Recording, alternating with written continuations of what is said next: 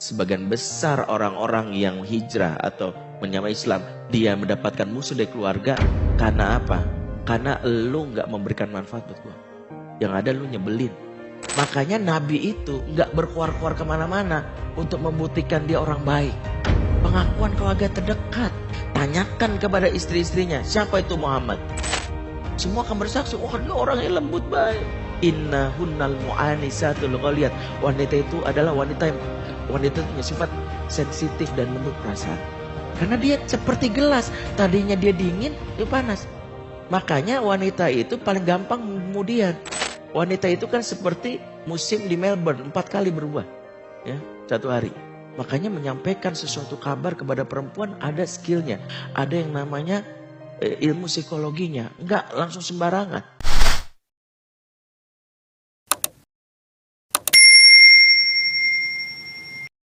Sebagian besar orang-orang yang hijrah atau menyamai Islam, dia mendapatkan musuh dari keluarga karena apa? Karena lu nggak memberikan manfaat buat gua. Yang ada lu nyebelin. Lu semakin soleh, semakin nyebelin. Nah ini, makanya saya itu nangis. Setiap kenang masa itu, jangan tiru saya. Makanya di antara yang diajarkan Islam, please, kalau antum ingin selalu, ya maaf ya, antum bisa senyum sama pelanggan, adik antum, anak antum lebih berhak. Maaf ya, kadang guru TK itu ujiannya di situ. Dia bisa senyum sama orang lain. Ah, Irfan. Jangan, Irfan. Jangan. Sini benerin. Dia bisa loh. Saya gila sama adanya. Mama udah bilang berkali-kali. Loh, kenapa senyummu kau berikan ke orang lain, sementara orang terdekatmu kau beri sampah? Kau beri bunga untuk orang lain, orang terdekatmu kau beri sampah. Kenapa kita bisa, maaf nih, saya bisa senyum sama follower saya kalau ngeselin. Iya, gak apa-apa bu, iya insya Allah. Tapi ketika istri saya bilang gini, apa sih kamu? Ini salah satu yang harus kita ubah. Berarti prioritas kita salah. Seharusnya senyuman kita buat orang terdekat. Kalau kita bisa beramah-ramah sama orang terdekat kita lebih berhak dapat keramahan kita. Kalau kita bisa, kenapa? Ukuran kebaikan kita orang terdekat. Kalau kita bisa sabar sama orang, harusnya orang terdekat kita bisa lebih sabar. Kenapa? Ini mereka lebih berhak dapat kebaikan kita. Maka di antara diajarkan Nabi, mulai dari yang terdekat. Mulai dari keluarga. Berarti apa? Kalau kita bisa, saya ini kadang mengevaluasi ya. Saya kok bisa mendengarkan curhat klien saya, konsultasi. Berjam-jam, maka saya harus bisa mendengarkan istri saya sebelum tidur. Kenapa? Karena kebutuhan dia adalah ingin didengarkan. Tapi jangan sampai orang lain kita prioritaskan. Giliran orang yang sejatinya dia di bawah tanggung jawab kita abaikan. Anak yang harusnya mendapatkan kebaikan kita abaikan. Ingat prinsipnya. Jangan kau bersupaya menjadi something di dunia luar, tapi nothing dalam keluarga sendiri. Balik. Orang lain boleh menganggapmu nothing di luar, tapi engkau something di dalam keluargamu. Makanya ukuran kebaikan Islam itu bukan status kita di masyarakat, tapi di mata keluarga. Maaf nih, jika di antara kita, mungkin ada yang mendengarkan kajian ini via online atau apapun, hanya seorang pekerja kasar, buruh, supir ojek katakanlah, security yang mungkin di mata masyarakat biasa, gaji dia nggak seberapa, jabatan dia nggak ada apa-apa.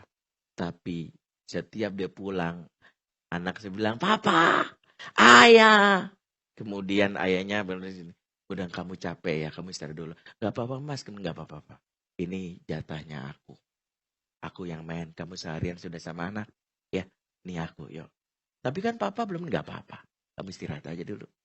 Lelaki ini menjadi salah satu yang dicatat di langit. Dia laki-laki terbaik. Dia laki-laki yang tahu bahwa lelahnya dia di luar harus berujung kepada apa yang berujung pada keluarga. Lelaki ini dia. Di mata manusia engkau nothing. Di mata malaikat, di mata penuh langit engkau adalah something. Engkau adalah everything. Karena itu yang diajarkan. Makanya Nabi itu nggak berkuar-kuar kemana-mana untuk membuktikan dia orang baik. Pengakuan keluarga terdekat. Tanyakan kepada istri-istrinya, siapa itu Muhammad? Semua akan bersaksi, wah dia orang yang lembut baik. Hadis-hadis tentang perlakuan Nabi sama istrinya luar biasa. Pernah dengar kan ketika Aisyah cemburu, wanita yang cemburu gara-gara ada kiriman makanan. Kan Aisyah wanita yang dinikahi satu-satunya perawan, dia ingin spesial di mata Nabi. Tiba-tiba lagi ada rapat di rumahnya Aisyah. Kan Nabi punya istri banyak dan masing-masing masing-masing istri punya kamar atau rumah masing-masing. Saat itu lagi di rumahnya Aisyah. Lagi rapat sama Nabi, tiba-tiba ada kiriman makanan dari istri yang lain. Yaitu dari Ummu Salamah. Sebagai lewat mengatakan Zainab binti Jahsy. Aisyah tipikal wanita cemburu. Dia punya prinsip, di rumah saya suami wajib makan masakan saya. Jadi tidak terima delivery order. Ya kalau sekarang GoFood, Grab, no. Ya, jalan dilarang masuk. Kira-kira Aisyah nggak terima. Begitu tahu makanan itu dikirim sama istri yang lain, walaupun punya hak juga istri yang lain, nggak. Rasul lagi rapat, kira-kira lagi ngumpul kayak gini nih. Tiba-tiba dia bawa makanan itu sengaja mau show off. Tiba-tiba dibanting di depan Rasul. Perang. Nabi reaksinya luar biasa. Alih-alih dia bilang, Aisyah bikin malu. Ada sahabat nih, lihat orang lain. Nabi mengajarkan apa yang dibutuhkan perempuan. Namanya validasi perasaan. Maka Nabi mengatakan, gorrot umukum. Ibu kalian lagi cemburu. Wanita senang jika perasaannya divalidasi. Pagi-pagi dia udah bunyi kelontang. Ya, dan sebagainya, sampai gosok sebagainya. Jangan suami yang polos akan bilang, kamu mantan anggota marching band ya. Kayaknya dulu pernah bareng sama ini ya, Gita Gutawa sama Erwin Gutawa. Makin gondok, makin dihancur-hancurin. Yang dia butuhkan adalah kalimat, kamu capek banget kayaknya. Kamu butuh istirahat. Itu bikin wanita itu, ya udah. Itu udah mampu menghiburnya dia. Itu sudah cukup memvalidasi, sudah cukup membuktikan antum orang baik, laki-laki baik.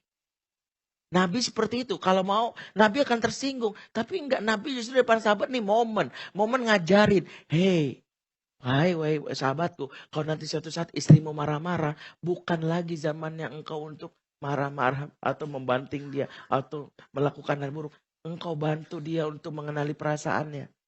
Karena wanita kata Rasulullah, inna hunnal mu'anisatul ghaliyat. Wanita itu adalah wanita itu punya sifat sensitif dan lembut perasaan. Maka Nabi itu paling gak suka kalau ada orang itu menyakiti perempuan walaupun ngeprank. Bercanda. Pernah suatu saat ada salah satu sahabat namanya Anjasyah, dia megang seruling. Tiba-tiba lewat rombongan perempuan naik onta. Tiba-tiba Anjasyah niupin gini. Onta! Ya dikencengin itu seruling gitu. Ya, bikin kaget. Wanita ini lagi naik ini hampir kejengkang. Maka Nabi dengan tegas langsung memegang pundak Anjasyah ditepuk keras. Urfuk ya Anjasyah. Waihak bil qawarir. Bersikap lembutlah engkau wahai Anjasyah. Di depanmu ada gelas-gelas kaca. Jadi Nabi lah yang memberi istilah gelas-gelas kaca. Bukan Mbak Nia dan Niati. Jadi ini sababun nuzulnya. Ya. Sababul wurudnya mengapa muncul istilah gelas-gelas kaca. Jadi Nabi memberitahu wanita itu gelas-gelas kaca. Pertama adalah makna gelas-gelas kaca. Kata Ibnu Hajar Al-Asqalani adalah dia mudah panas, mudah dingin. Gelas ini kalau kaca ditaruh air panas, dia akan panas. Kalau ditaruh dingin, dia akan dingin. Maka wanita itu tergantung mudian. Wanita itu punya sifat mudian kalau bahasanya. Makanya tergantung stimulannya apa. Bisa jadi dia happy tadi pagi, tiba-tiba jadi bete. Hanya karena misalnya ngelihat berita terbaru dan itu dia viral situ. Aku jadi ngomongin gue sini. Aku jadi ngomongin gue nih ngaco nih. Padahal tadinya dia happy. Karena dia seperti gelas. Tadinya dia dingin, dia panas. Makanya wanita itu paling gampang kemudian. Wanita itu kan seperti musim di Melbourne. 4 kali berubah. Ya, satu hari. Jadi waktu saya ke Melbourne gitu adalah cuaca hari ini seperti perempuan. Kata guide-nya. Saya nggak ngerti maksudnya apa. Iya berubah 4 kali dalam sehari. Ya, seperti itu yang saya dapat informasi. Nah karena itu kemudian Nabi mengajarkan untuk apa? Bersikap lembut. Sekali. Yang kedua, kaca itu mudah retak. Pecah. Kalau misalnya kita ini pecah, dia susah disatukan. Makanya hati-hati. Menggosoknya aja harus pelan-pelan. Makanya menyampaikan sesuatu kabar kepada perempuan ada skillnya. Ada yang namanya ilmu psikologinya. Enggak langsung sembarangan. Mulai dari kalau ngomong sama perempuan, pastikan berdekatan fisik. Kalau kabar itu kabar buruk, jangan berhadap-hadapan. Karena secara psikologis orang kalau berhadapan merasa didakwai atau terdakwa. Samping menyamping. Kemudian genggam tangannya. Menurut para psikolog bahwa rasa nyaman wanita ada di bagian jempolnya. Makanya para suami kalau ingin memberi hal yang tidak menyenangkan, pegang telapak tangannya, usap bagian ibu jarinya. Kemudian pakailah teknik I message. Bukan you message. Ke you message itu tekniknya gini. Kamu tuh harusnya begini kamu. Itu you. Itu yang disebut komunikasi benteng. Makanya biasanya perempuan akan membantah. Kamu juga. Kamu juga orang begini-begini. Komunikasi benteng. Yang diajarkan oleh Nabi itu I message. I message itu adalah aku tuh pengennya begini loh. Aku tuh senang banget kalau kamu. Aku tuh bahagia kalau kamu. Aku tuh happy kalau kamu. Kalau kamu itu adalah perlakuan diharapkan. Itu namanya I message. Maka itulah yang harusnya dipelajari. Nah Nabi itu, makanya istri-istrinya kalau ditanya siapa anak Muhammad? Dia orang hebat. Dia orang, semua istrinya mengatakan itu. Bahkan tanya sama anak-anaknya. Kebayang nggak? Anak-anaknya tanya siapa itu? Bahkan cucunya tanya, siapa itu Muhammad? Ayah yang luar biasa. Bahkan anak-anak kaum muslimin di sana